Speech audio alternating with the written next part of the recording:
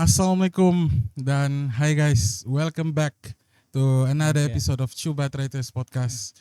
Aku rasa macam terlalu lama sudah kami menghilang sebab ialah kami agak busy. So hari ini dalam studio kita ada seorang tetamu yang amat disegani. Saya pun sekarang sebenarnya sangat nervous. Hari ini kita macam biasalah bersama saya Zalski, Mr. Taufan.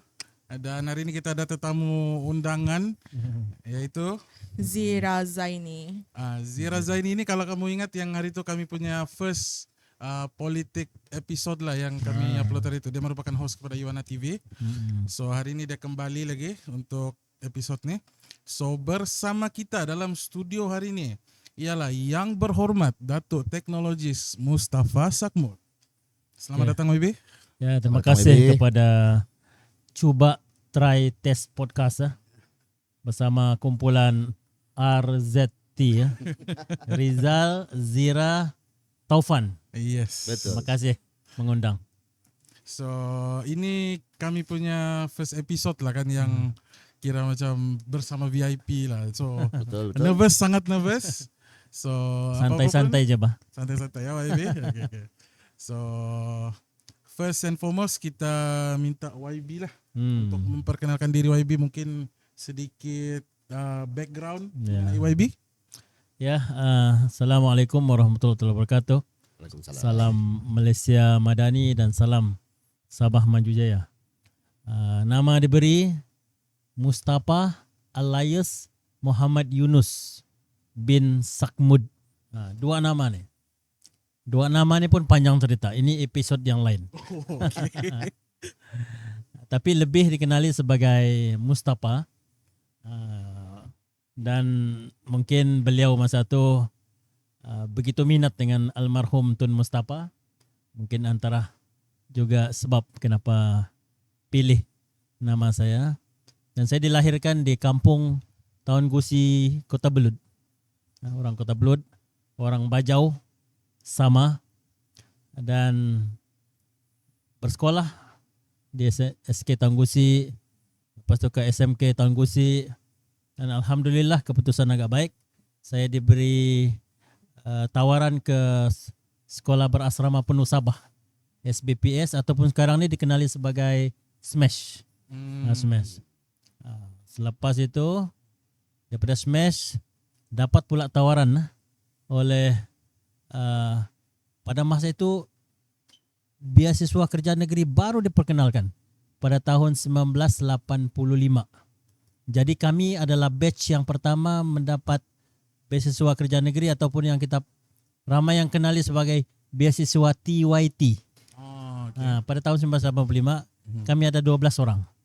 Dan kami semula-mulanya ditawar untuk mengambil bidang jurusan perubatan, medicine. Jadi kami 12 orang ini telah dihantar ke satu college yang kita dulunya dikenali sebagai Prime College. Okay. Tapi sekarang sudah bertukar pergi Segi College dan juga Segi University. Dan selepas 2 tahun, mungkin orang kampung kan, lepas tu pergi KL, terlampau main bola aja kerja kami. Main bola, tengok wayang. Jadi keputusan itu tidak dapat melepasi tahap minima untuk masuk dalam bidang perubatan. Ini keluar negara, tawaran keluar negara ni. Jadi kami dipanggil oleh Kerajaan Negeri Sabah pada masa itu, Yayasan Sabah, dan dipilih untuk diminta memilih kursus-kursus yang lain. Jadi saya ambil bidang electrical dan electronic engineering, dan saya ditempatkan di University of Aberdeen di Scotland. Scotland. Jadi saya ni orang Scottish. Wow. Scottish 4 Bajau. tahun Scottish Bajau. Jadi 4 tahun di sana dan graduate pada tahun 1992. Balik. Mula-mula saya join SFI. Sekejap je, 2 bulan. Lepas itu terima tawaran daripada Lembaga Elektrik dan juga Telekom Malaysia sebab major saya dalam bidang telekomunikasi. Jadi saya masuk di Telekom 20 tahun. 1993 hingga 2013. 2013 seperti semua maklum, saya masuk politik.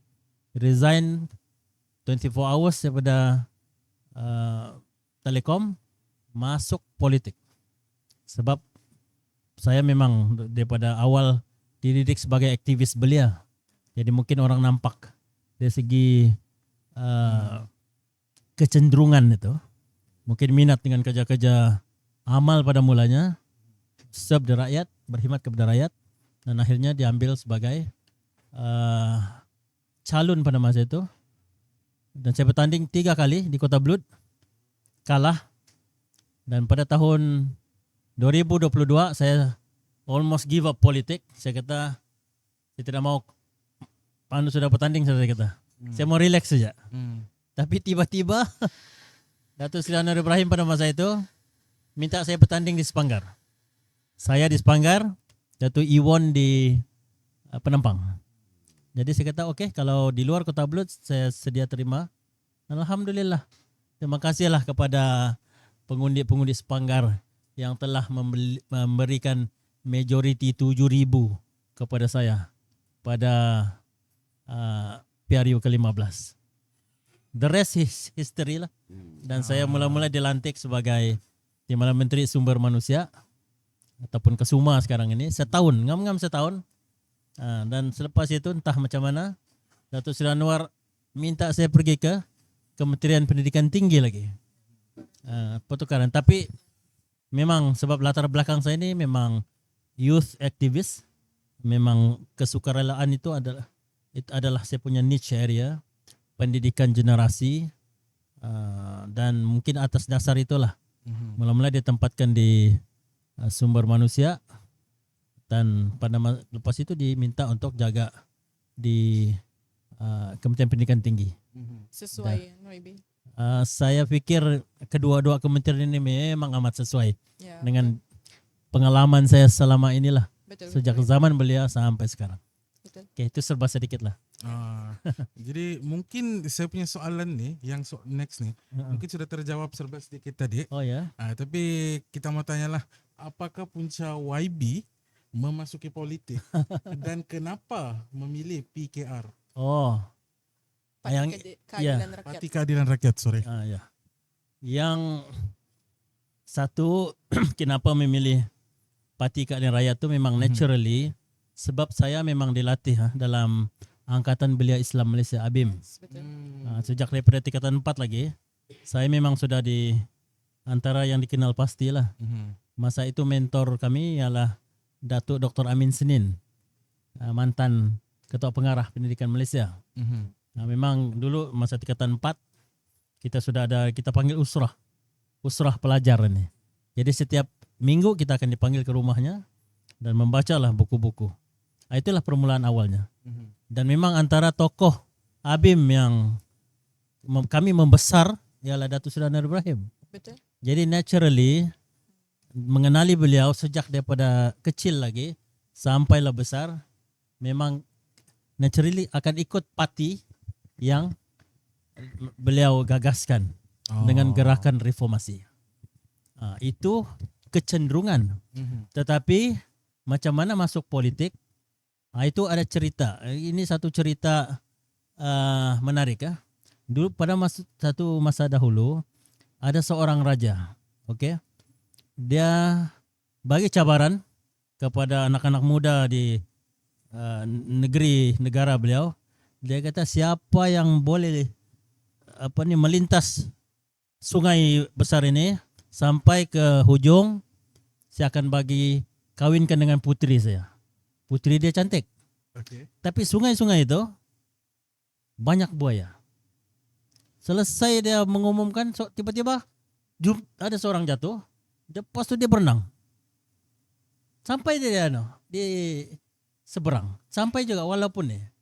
Jadi apabila ditanya kenapa tiba-tiba terjun, belum lagi, dia kata saya mau tahu siapa tulak saya dari belakang tadi, dia kata. Jadi sekarang ini saya mau tahu siapa yang tulak saya masuk politik nih. Memang ada yang menolak, tapi maksud dia tu masuk dalam politik ini sesuatu yang memang saya tidak sangka. seolah-olah ditolak je begitu. Saya tahu bila saya bertanding melawan di Dun Usukan, kita pun tahu siapa Dun Usukan dulu. Memang kubu kuat. Saya sebagai tidak pernah masuk politik, disuruh bertanding di kubu kuat UMNO pada masa itu. Jadi melanggar batu lah. Betul. Jadi itu yang saya kata, kalau ditanya soalan ini saya kata, saya mau tahu siapa yang tolak saya dari belakang itu. Tanpa saya sedari. Itu jelas.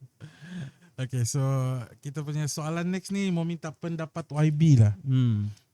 Kita tengok sekarang nih YB, ada segelintir anak muda merasai skeptikal dengan politik kerana ahli politik lebih bermain politik berbanding berkhidmat untuk rakyat. Ya.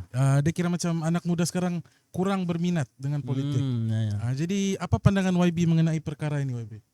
Ya, kita tidak boleh salahkan anak-anak muda ini.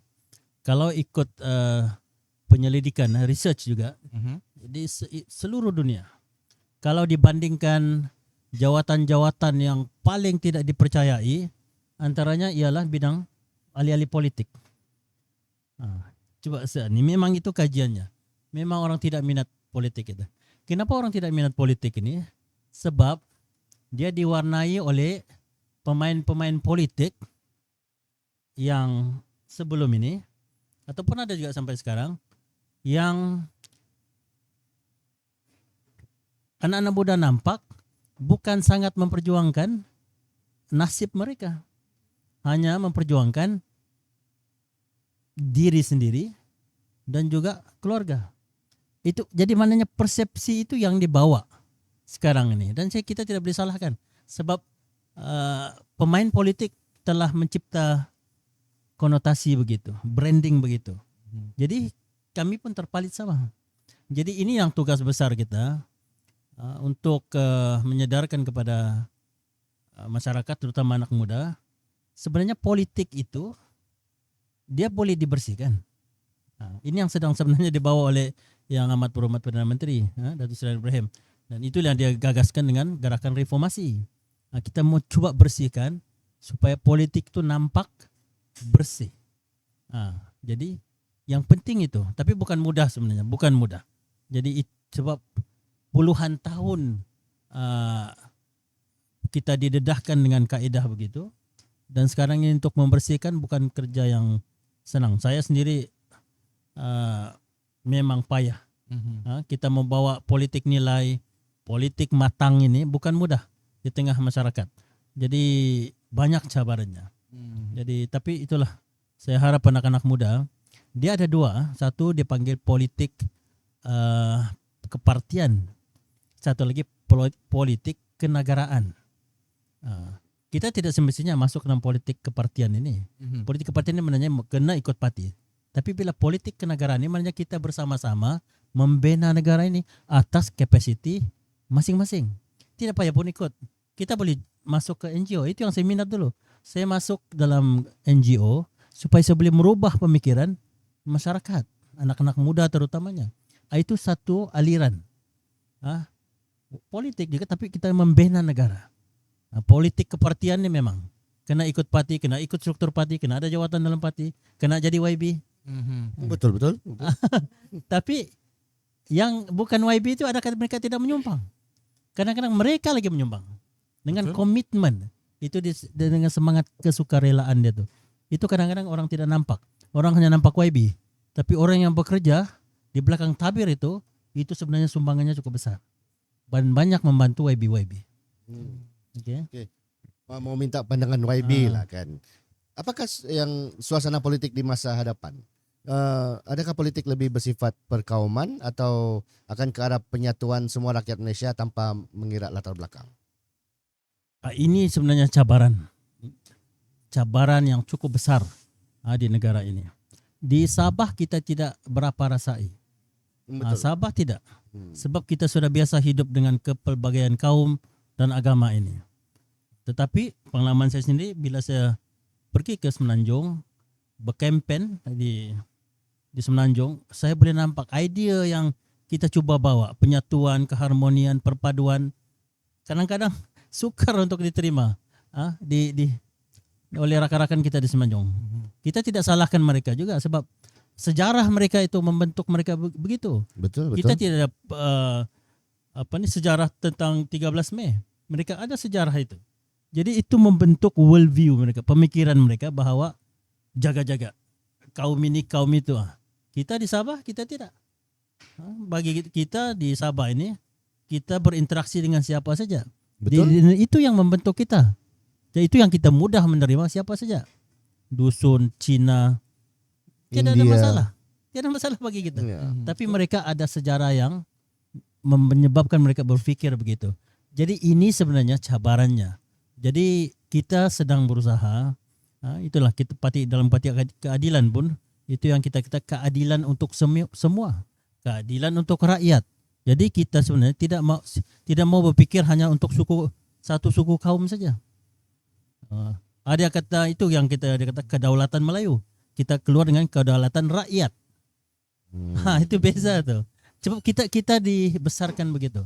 Bukan maknanya kita tidak mementingkan Melayu, Bumi Putra. Sebab yang itu penekanan kita, itu fokus utama kita. Sebab kita tahu, kita mau supaya Melayu Bumi Putra ini dapat bersaing dengan suku kaum yang lain. Tapi kita tidak boleh meminggirkan juga suku kaum yang lain. Itu yang selalu Datuk Seri Anwar Ibrahim kata, dari sudut kemiskinan. Tidak kan kita jaga yang Melayu Bumi Putra saja. Cina pun ada yang miskin. India pun ada yang miskin. Betul? Jadi semuanya dari sudut itu, bila kita ingin membasmi kemiskinan, kita hanya membasmi yang Melayu Bumi Putra saja. Kita kena juga tangani Cina miskin, India miskin, dan Bajau miskin. Itu Bajau tu Bumi Putra lah. Maksud dia tu bila kita bercakap tentang kemiskinan, dia merentasi kaum dan agama. Jadi kita tidak boleh kata kita hanya selesaikan Melayu Bumi Putra saja. Tidak boleh begitu. Itu pendekatan. Pendekatannya begitu. Tapi of course yang ramai yang miskin ini memang di kalangan Bumi Putra, Melayu Bumi Putra. Jadi penekanan itu memang juga akan difokuskan kepada golongan Melayu Bumi Putra. Ini YB ada sedikit orang bilang dalam sikitlah soalan dah. Dalam. Okay. Padahal senang je ni YB. Berkenaan dengan parti nasional dan parti lokal YB. Isu sekarang kan YB. Apa perbezaan anda? Patutkah PKR dianggap parti nasional di Sabah sedangkan Sabah merupakan antara negeri terdahulu yang menyambut baik di awal penubuhan Parti Keadilan Rakyat. Dan kalau saya tidak silap YB, Sabah adalah orang bilang numbers keahlian, kita adalah kedua tertinggi di Malaysia. Jadi apa perbezaan dia YB? Dia sebenarnya yang membezakannya hanya pendaftaran. Parti nasional ini didaftarkan, dia merangkumi. Kalau kita buat register NGO lah, sama juga. Ada NGO dia hanya Sabah saja. Tapi kita boleh apply juga NGO yang meliputi nasional. Betul. Sebab dia akan melibatkan strukturnya di negeri-negeri. Kalau Sabah saja, maknanya Sabah sajalah, yang daerah-daerah. Itu je bezanya dari segi pendaftaran. Tapi kalau kita lihat macam PKR Sabah, Keadilan Sabah, yang memegang jawatan itu semuanya orang-orang Sabah. Betul. Cuma itu orang ini bukan parti lokal. Sebab dia ada branch di Semenanjung. Kita hanya sebagian. Tapi kalau parti lokal mananya presidennya memang di sini, dia boleh menentukan dasar-dasarnya tanpa mengambil kira pandangan daripada nasional lah, Semenanjung. Itu dia punya, itu perbezaan dia. Tapi saya sebenarnya tidak mau polemik national lokal itu. Betul. You can be national party, you can be local party, tapi kalau leaders, pemimpinnya tidak mengikut acuan yang betul, dia sama saja. Kita sudah rasa national party, kita sudah rasa local party. Sebab dia bergantung dengan pimpinan parti tersebut. Betul. Bukan isu parti lokal atau parti nasional. You can be local party, tapi kalau buat tidak mengikut kehendak rakyat, orang tidak akan undi juga. Betul. National party pun sama juga. Betul. Begitu. Jadi bagi saya isu national lokal ini ini hanya perbezaan yang dari segi Pendaftaran. pendaftaran dan juga locality. Itu saja. Tapi kalau kita ada pemimpin yang baik, yang menjaga rakyat, kita boleh terima nasional kah ataupun lokal. Cuma lokal ini advantage-nya dia nampak seolah-olah memperjuangkan hak negeri. Betul. Tapi kita dalam Parti Keadilan, kita antara yang pertama mengubah perlembagaan kita, memasukkan elemen MA63 itu Betul. dalam YB. perlembagaan. Betul. Saya tidak fikir local party yang ada Betul. mungkin sudah diubah. Tapi yang rekod kami adalah yang Parti Keadilan adalah yang pertama mengubah untuk memperjuangkan MA63 ini. Yes, Nah, betul. jadi itu maknanya bergantung kepada kepimpinan parti. Betul. Sebab parti lokal nasional itu hanya body. Nah, tapi kita mau melahirkan pemimpin-pemimpin yang penting dia punya ada leadership quality dan dia kena berjuang untuk membantu rakyat. Itu yang penting Betul. bagi saya lah. Itulah tu kan YB, kadang-kadang orang tak faham bila pasal lepas ni kita akan connect kepada YB MS63. Perjanjian MS63. Ya. Orang tak faham tu YB. Orang Ya. ingat kita ni contoh PKR ni parti nasional yang tidak memperjuangkan, sedangkan PKR adalah parti yang memperjuangkan. Ya. Okey, soalan seterusnya YB berkaitan dengan perjanjian MS63. PKR merupakan parti politik terawal yang memperjuangkan MS63 di Sabah. Setakat ini YB, apakah langkah-langkah yang telah diambil oleh Parti Keadilan Rakyat dalam memperjuangkan MS63? Bukan, saya pikir statementnya bukan yang terawal memperjuangkan MS63. Dari segi perlembagaan. Dari perlembagaan kita yang antara yang awal mengubah perlembagaan kita dalam memperjuangkan MS63. Okay. Tapi parti-parti lokal secara umumnya memang sentiasa mengikut evolusinya berjuang. MS63 ini sebenarnya ini kita punya perjuangan hak kita. Betul. Hak rakyat Sabah ini. Hak rakyat Sabah. Kalau kita ingat dulu dia bermula dengan 20 perkara. Betul. Evolusinya 20 perkara. Lepas itu berubah lagi, kita perjuangkan 20% royalti minyak. Betul. Itu yang disebut. Itu kan? Itu semuanya dalam elemen yang terkait dengan Perjanjian MS63. Lepas itu sekarang ni yang isu hangatnya 40%. Ya, 40%. 40%. Betul. Jadi dari segi angka 20, 40. Dan Betul. 40% ini memang tercatat dalam perjanjian MS63. MA63 yang Sarawak pun tidak ada. Sarawak pun tidak ada. Hanya unik kepada Sabah aja nih. 40% ini. Apa manifestasinya sebenarnya angka-angka ini?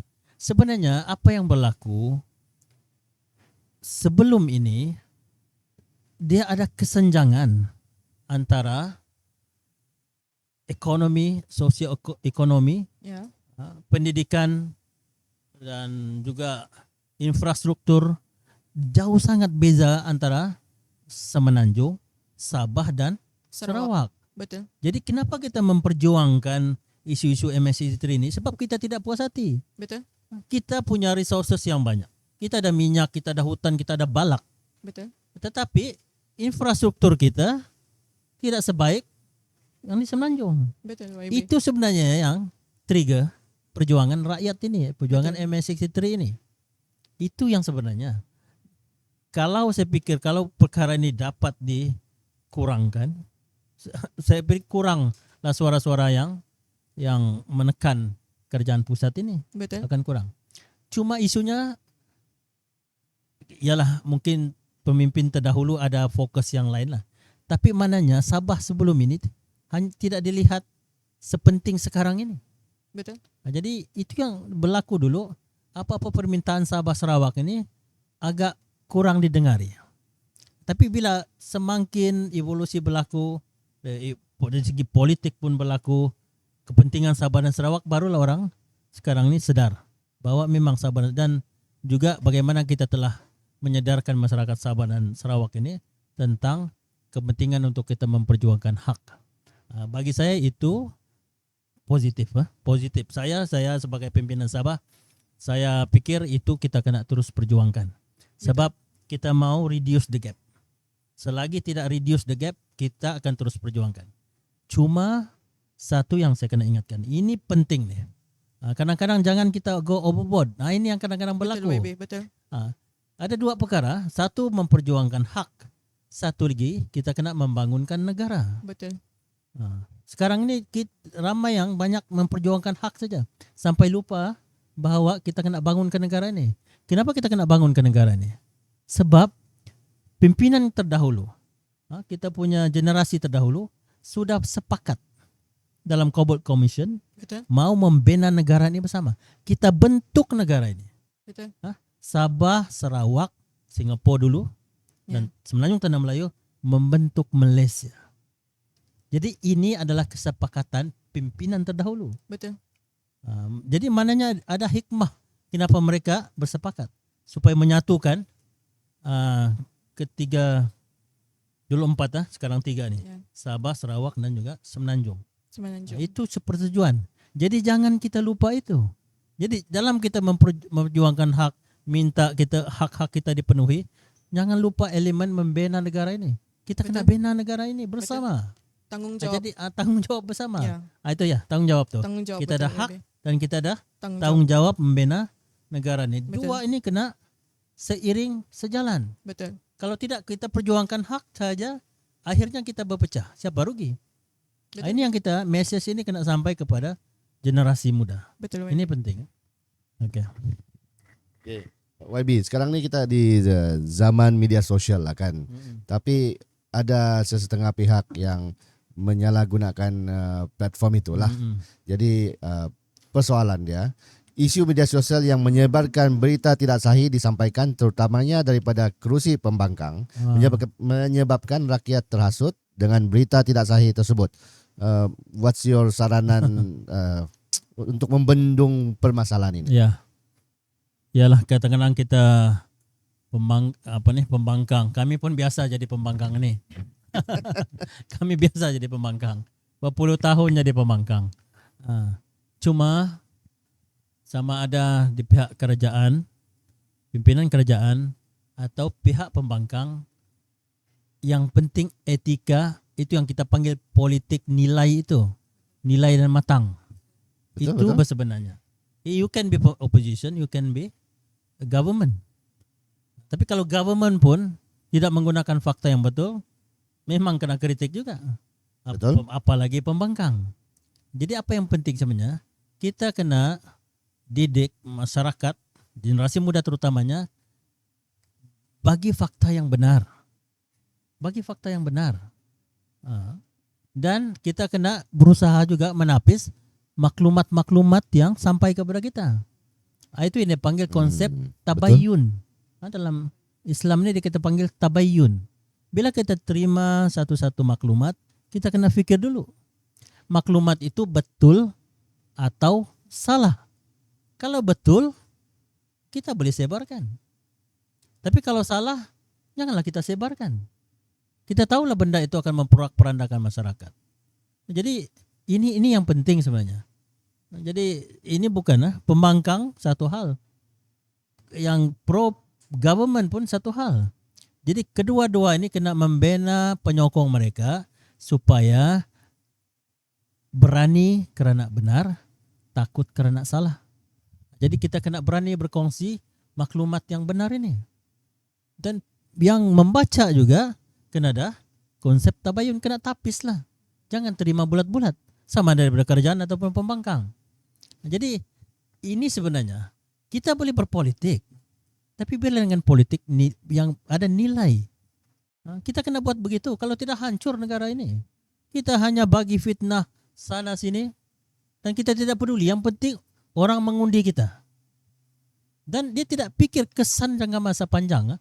Bila kita bina pemikiran yang salah, persepsi yang salah kepada anak-anak muda ini, dia akan membawa perkara ini, membentuk world view dia, dan dia akan bawa entah ke mana negara ini selepas ini. Jadi ini itu kepentingan kita untuk mendidik generasi muda dengan fakta yang benar dan betul. Jadi saya haraplah kepada pembangkang ataupun penyokong kerajaan, kita kena bina, marilah kita bina negara ini dengan landasan yang betul. kita boleh berpolitik. Setiap 5 tahun kita boleh berperang dalam pilihan raya. Jadi kita pulangkanlah kepada rakyat untuk menilai siapa pemimpin yang boleh diteruskan, diganti atau tidak. Kami tidak ada masalah. Sebab in the end, kita mau serve the people. Ini yang kita kena bina ini. Bila kita perlu nilai matang ini, akhirnya kita kena pulangkan kepada rakyat. Jadi rakyat ini berfikir bahwa ini pemimpin tanpa dia tidak terikat dengan apa-apa. Mananya dia hanya memikir mana antara dua ini pemimpin yang mereka boleh teruskan untuk memimpin mereka. Biar rakyat menilai. Betul? Tapi yang penting jangan kita menggunakan fakta-fakta yang salah itu untuk mengelirukan pemikiran rakyat, terutama generasi muda. Itu pandangan saya. Oke. Okay, so memandangkan kita sudah sebut pasal anak muda nih juga. So saya mau tanya YB lah, apakah saranan dan nasihat YB kepada anak muda yang tidak berminat politik dan juga yang sudah bergiat aktif dalam bidang politik nih YB? Ya. Kepada yang sudah bergiat politik, tahniah. Politik ini bukan mudah. Jadi bukan mudah. Siapa yang minat tuh boleh masuklah. Tapi seperti yang saya sebut tadi, politik itu hanya salah satu sudut saja untuk kita membantu mengurus dan membina negara ini. Banyak lagi laluan-laluan yang lain lah, mengikut minat masing-masing. Cuma itulah yang saya mau ingatkan kembali lah. Selalu saya sebut, memang kita dalam Parti Keadilan ini kita cuba untuk buat gerakan reformasi. Reformasi ini maknanya kita buat perubahan. Kita buat perubahan supaya dalam politik pun ataupun dalam mana-mana bidang ataupun sama ada di bekerja, di sekolah, kita kena buat reform. Maknanya benda-benda yang dulunya memang tidak baik untuk negara ini atau negeri ini, kita kena slowly kita kena ubah. Kita kena buat perubahan itu. Sebab akhirnya kita kena tinggalkan sesuatu yang baik untuk generasi akan datang. Betul. Itulah makanya yang amat muat Perdana Menteri, dia memang mau hapuskan rasuah ini hingga ke akar umbi. Akar umbi. Bukan mudah. Betul. Bukan mudah, saya tahu. Tapi apa alternatif yang ada? Tidak ada. Memang susah, tapi kita kena ubah. Sebab negara-negara lain, kalau di China, kalau rasuah, tembak mati. Betul YB. Di Azerbaijan enggak? Dikubur hidup-hidup. Wow. Ada di TikTok kan? Boleh. Hidup masih. Dikubur sebab rasuah. Begitulah mereka seriusnya menangani barah rasuah ini. Jadi itu yang kita coba. Jadi maknanya di pelbagai peringkat dimanapun kita kena selesaikan isu ini. Sebab ini kita tidak mau rasuah ini semakin bermaharajalela dan akhirnya pemikiran kalau itu masalah kita, kalau kita buat keputusan-keputusan, bila ada elemen ini dia akan mengubah pemikiran kita. Betul YB. Jadi kita kena address isu ini. Yang lain juga lah. Jadi maksud saya dalam untuk generasi muda ini, kalau mau masuk politik ataupun di mana-mana aja lah, maknanya yang penting kita kena pegang nilai itu. Betul. Nilai baik itu kita kena perjuangkan lah. Untuk kita berhadapan dengan masyarakat, dan kita coba perlahan-lahan coba mengubah pemikiran rakyat, pemikiran masyarakat ini supaya berpikir menggunakan fakta yang betul. Saya pikir itu penting. Dan kalau kita dapat buat begitu, saya pikir saya antara mungkin, kalaupun saya mau dikenang, bila saya dikenang sebagai aktivis politik yang coba membentuk pemikiran masyarakat dalam supaya dia dapat menilai antara baik dan buruk ini. Selepas itu saya pulangkan kepada generasi muda lah. Mau pilih siapa yang mereka mau memimpin mereka, terpulang kepada mereka. Sebab mereka kena bina negara ini. Akhirnya pemilihan mereka sekarang ini, siapapun ahli politik yang mereka pilih, parti, dan mereka kena sedar pemilihan parti, tokoh politik sekarang ini sebenarnya akan membentuk masa depan mereka nanti. Betul. Jadi kita pulangkan kepada mereka supaya sama-sama kita bina negara ini supaya menjadi lebih baik lah selepas ini insyaAllah. Dia So- perlu bahkan YB pasal orang adalah generasi muda. Memang itu yang pelapis kepada negara. mereka adalah pemimpin pelapis. Ya. Tapi bukan maknanya diorang kena tunggu kita sudah tiada baru diorang lapis. Ya, betul. No. They have to kena buat sekarang. Betul. Mereka kena terlibat sekarang ini. Betul. Sama ada politik sebagai politik kepartian ataupun politik kenegaraan itu membina negara ini kena terlibat. Dia kena sama-sama membina. Betul. Sebab akhirnya nanti mereka akan menggantikan tempat kita nih untuk mengurus dan memimpin negara ini. Betul. Oke. So sebelum saya beralih di soalan terakhir dari saya, Oke. saya mau tanya orang dulu lah YB kalau orang ada soalan tambahan. Ya, ada YB. Ya, apa-apa sajalah. Pasal lagi Santai-santai ini aja kan, kita. ya itulah tu YB. Macam mana mau cakap, ini soalan ni YB sangat panas bah sekarang. Ibarat pisang goreng Apa tu? panas. Dengar-dengar YB macam hari tu bilang PH sama JRS. Lepas tu lama baru-baru ni macam minggu lalu minggu ni. PH sama BN. Yang mana satu ni YB? Kami di PS ini kami rasa kami ini pun mau, ini pun mau. Betul. Sebenarnya begini, kalau ikut, I think Presiden Parti Datuk Seri Anwar Ibrahim telah mengumumkan dalam beberapa tempat bahwa perlu ada kerjasama. Betul. YB. Dan beliau agak cenderung supaya PS dan GRS ini meneruskan kerjasama yang baik ini. Dia sebut masa keamatan di Hongkot Kosian. Dia sebut. Lepas itu bila kita mengadakan jelajah himpunan Perdana Rakyat, dibagi ruang kepada Ketua Menteri untuk berucap. Betul. Tidak pernah dalam sejarah parti kita meminta ada pula rakan parti kita berucap sebelum Perdana Menteri dalam aktiviti parti. Jadi itu sebenarnya yang antara yang kita nampak seolah-olah semacam petunjuk. Gambaran awal lah. Gambaran awal. Jadi walaupun sebenarnya belum diputuskan secara muktamad, tapi bagi kita itu memberi gambaran bahwa kena wujudkan kerjasama, teruskan. Tetapi pada masa yang sama juga di pimpinan pusat kerjasama PSBN ini very strong sekarang ini. Betul YB. Apabila kita pergi beberapa pilihan raya kecil Betul. di sebelum ini yang pilihan raya 6 negeri. 6 negeri dulu. 6 negeri. Kita cuba. Memang masa itu masih lagi belum. Lagi kita pergi ke Sungai Bakap. Itu nampak sudah lah. Nampak sudah. Tapi Nenggiri itu sudah dia panggil titik yang flip over tu. Nenggiri menang. Betul. Tapi itu adalah atas kerjasama. Walaupun itu sebenarnya memang juga UMNO agak kuat di situ dengan pengaruh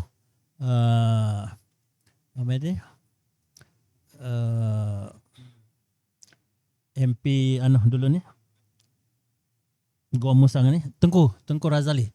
Tengku Razali Hamzah. Banyak antara pengaruhnya lah. Dan sekarang ni di Dun Mahkota. Hari ini penamaan calon. Dan kita juga ini di sini memang kita boleh nampaklah kerjasama PSBN itu. Sebab PS pun agak kuat dari segi sokongan di Dun Mahkota itu sendiri memang kuat.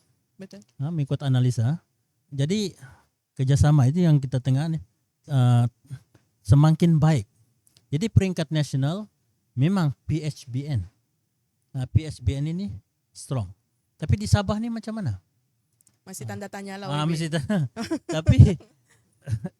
Tapi saya pikir Datuk Seri Anwar Ibrahim melihat bahawa yang penting ialah kita kena perkukuhkan kerajaan madani. Betul. Siapa kerajaan madani ini tu adalah semua komponen-komponen parti yang terlibat. Betul YB. JRS pun ada di sana. Ya, betul. UMNO BN pun ada di sana. Jadi ini sebenarnya gambaran-gambaran awal. Jadi kalau Presiden UMNO mengatakan bahawa Yang penting PSBN itu memang itu pengalaman kita di Semenanjung. Tapi di Sabah ni semua pun maklum.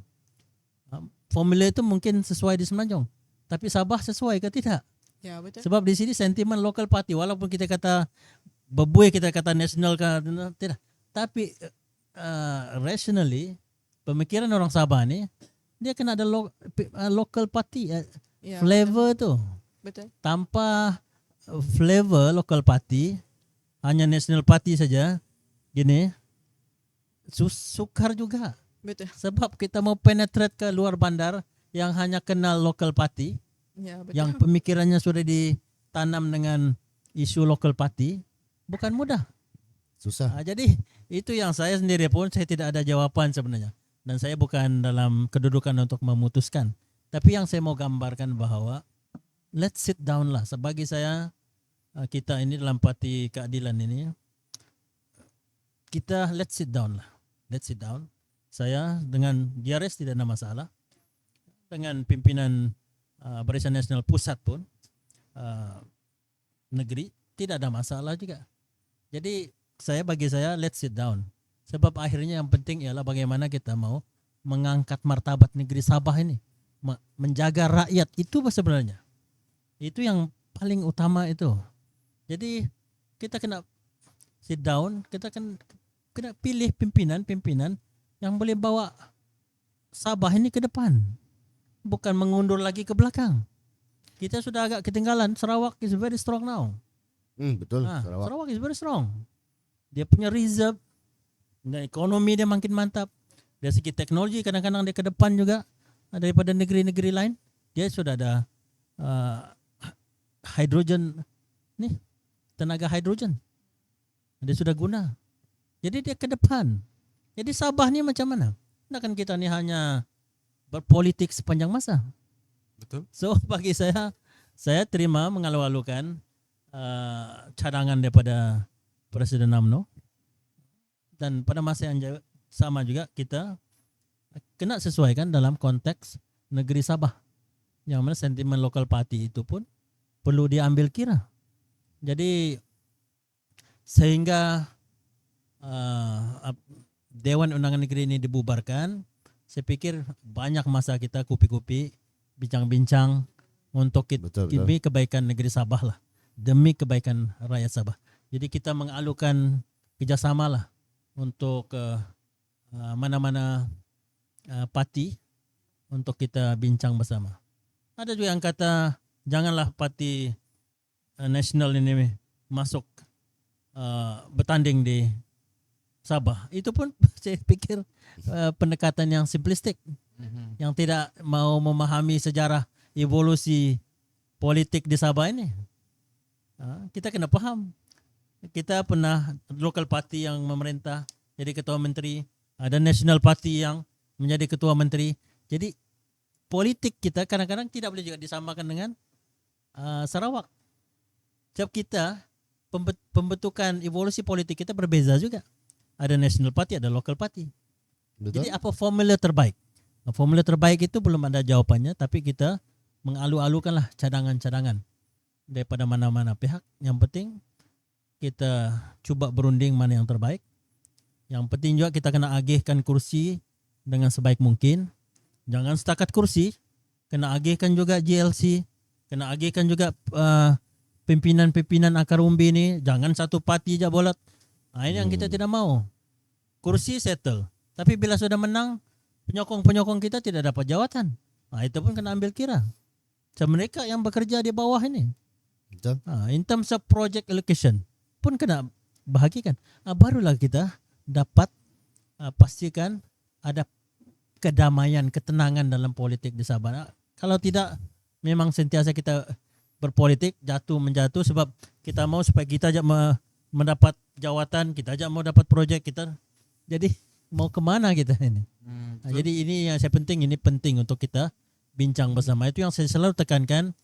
Pendekatan kali ini kita mau supaya perundingan package ya Pak, yang saya kata kena dalam bentuk package.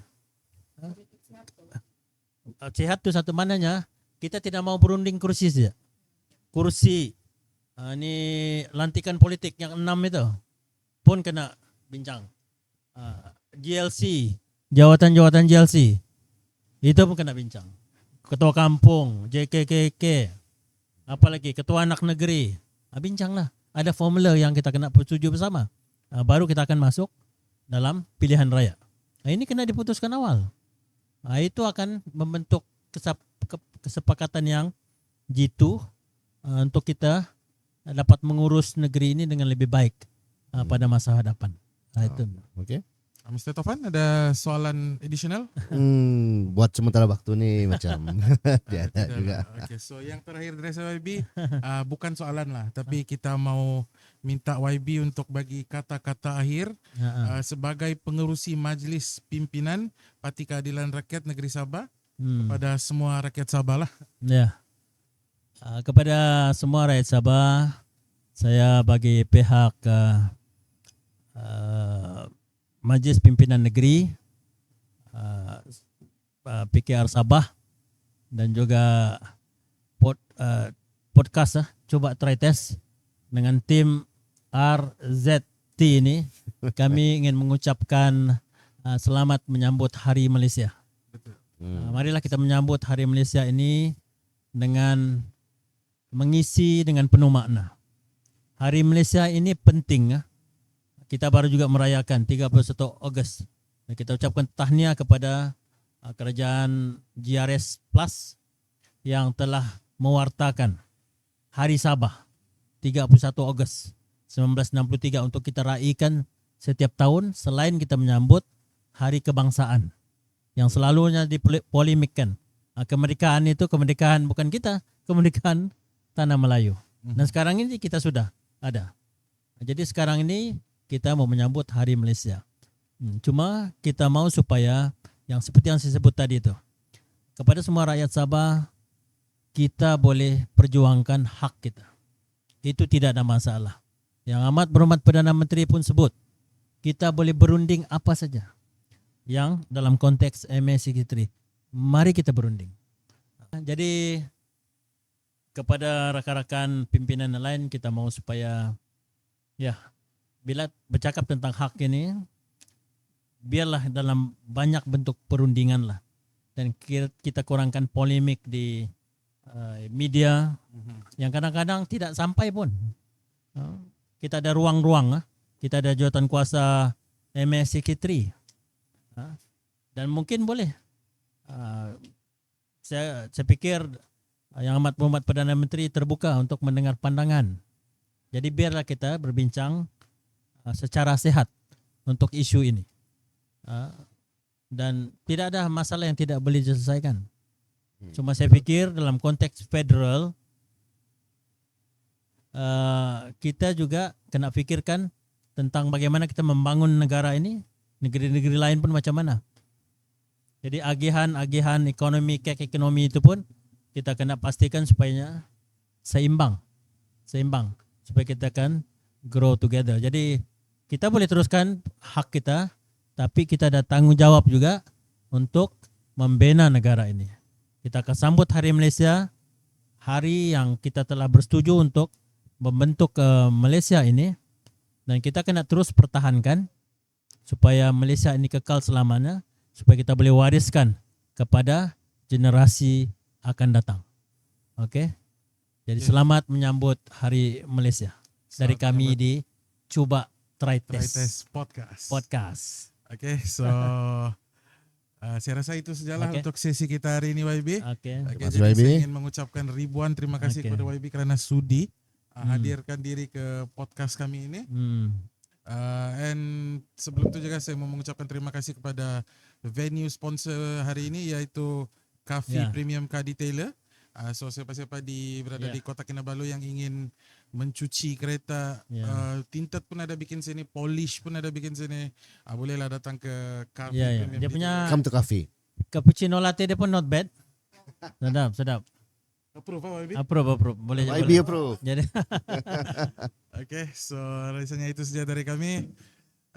Thank you guys so much. Jangan lupa comment, like, subscribe, and see you guys next episode. Bye. bye.